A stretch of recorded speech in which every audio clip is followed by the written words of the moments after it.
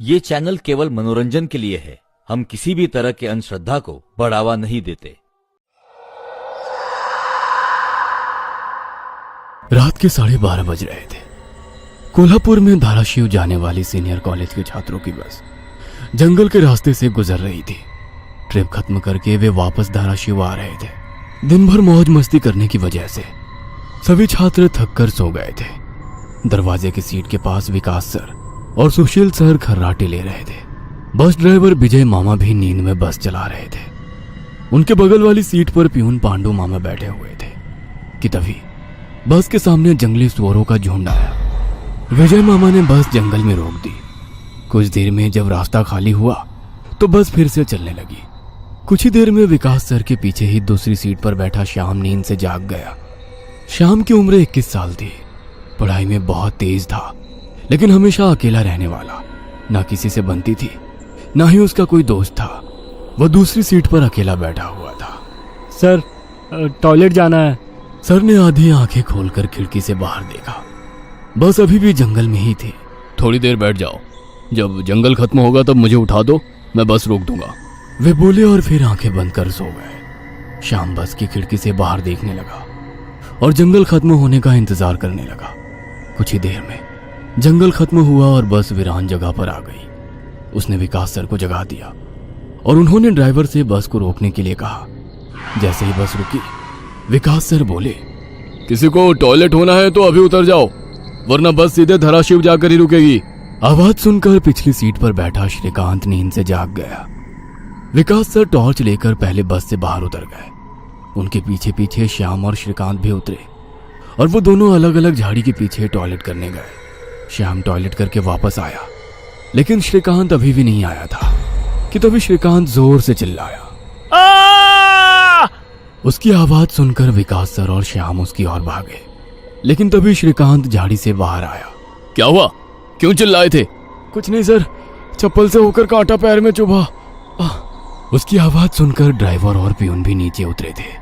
वह सब बस में वापस चढ़ने ही वाले थे कि तभी एक बाइक बस के सामने आकर रुक गई। अरे भाई साहब, यहाँ के नहीं हो क्या आप?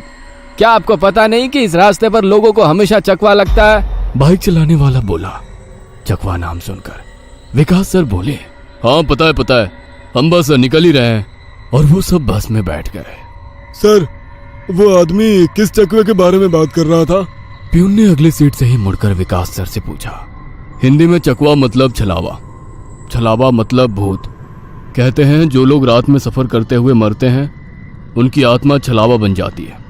छलावा रात को सफर करते हुए यात्रियों को पकड़ लेता है और उन्हें अपने गंतव्य स्थल तक पहुंचने ही नहीं देता। वो बस उन्हें उसी जगह पर घुमाते रहता है। कितना भी भाग लो या फिर गाड़ी तेज भगाओ, आप उसी जगह पर आ पहुंच जाओगे जहां आपको छलावा ने पकड़ लिया था। या फिर वो लोग रास्ते से भटक जाएंगे और उस जगह पहुंच जाएंगे जहां पर छलावा उन्हें ले जाना चाहता है। विकास सर ने बताया। इसके बाद ड्राइवर बोला, और यात्री रात भर उसी जगह पर बार बार घूमते हैं। वो तब तक रास्ता भटकते हैं जब तक सूरज ना उगे। जैसे ही सूरज उगता है, उनकी ताकत कम हो जाती है। मेरे कुछ ड्राइवर दोस्त हैं, उनको भी छलावे ने पकड़ लिया था। कहते हैं छलावा बस उन्हीं यात्रियों को पकड़ता है जो थके हुए होते हैं, क्योंकि उन पर हावी होना बहुत आसान होता है ना। फिर तो छलावा बहुत ही खतरनाक है। प्यून घबराते हुए बोला। अरे कुछ खतरनाक नहीं है, ये सब अंधविश्वास है।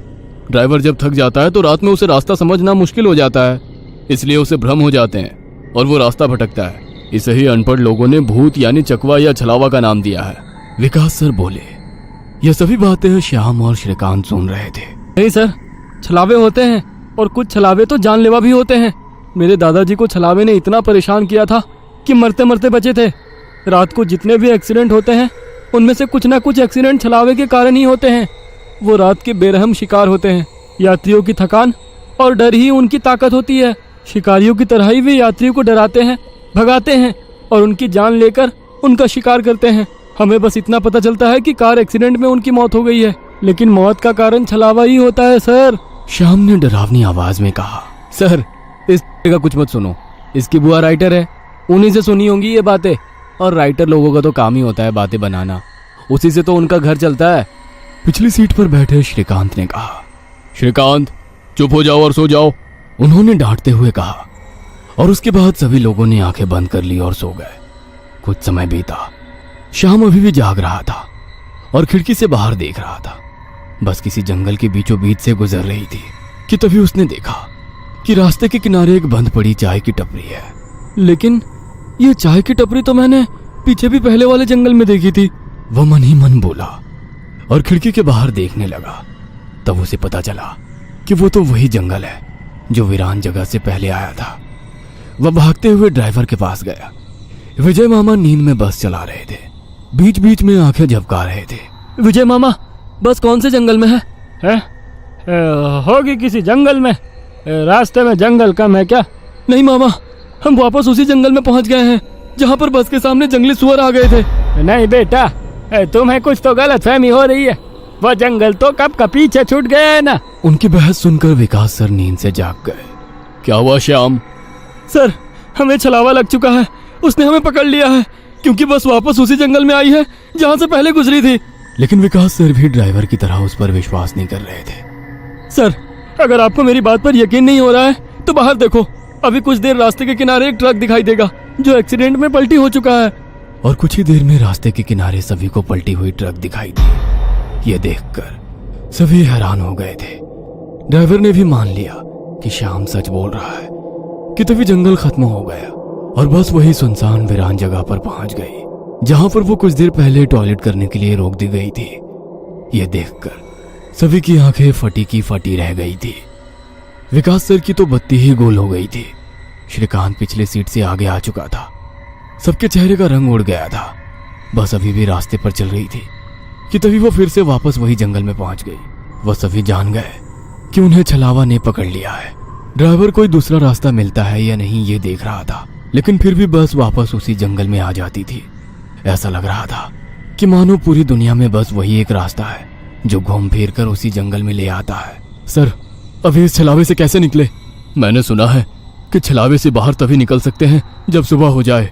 इसका मतलब हमें रात भर इसी सड़क से गुजरना होगा, जंगल से वीराने में और वीराने से जंगल में। क्यों ना हम सुबह होने का इंतजार करते हुए उसी वीरान जगह पर रुक जाए। ड्राइवर बस चलाते हुए बोला।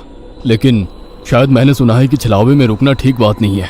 नहीं सर, मेरी बुआ ने बताया था कि अगर सेफ जगह मिल जाए तो रुकने में कोई परेशानी नहीं है। बस इतना ही पता है तुम्हें? और कोई तरीका नहीं है क्या? है, लेकिन वो अभी के लिए नहीं है। और वैसे भी अगर जिस छलावे ने हमें पकड़ा है, अगर वो कमजोर हुआ तो उसकी शक्तियाँ कुछ ही देर में कमजोर हो जाएंगी और हम छलावे से छूट जाएंगे। फिर वो छलावा हमें नहीं पकड़ सकता।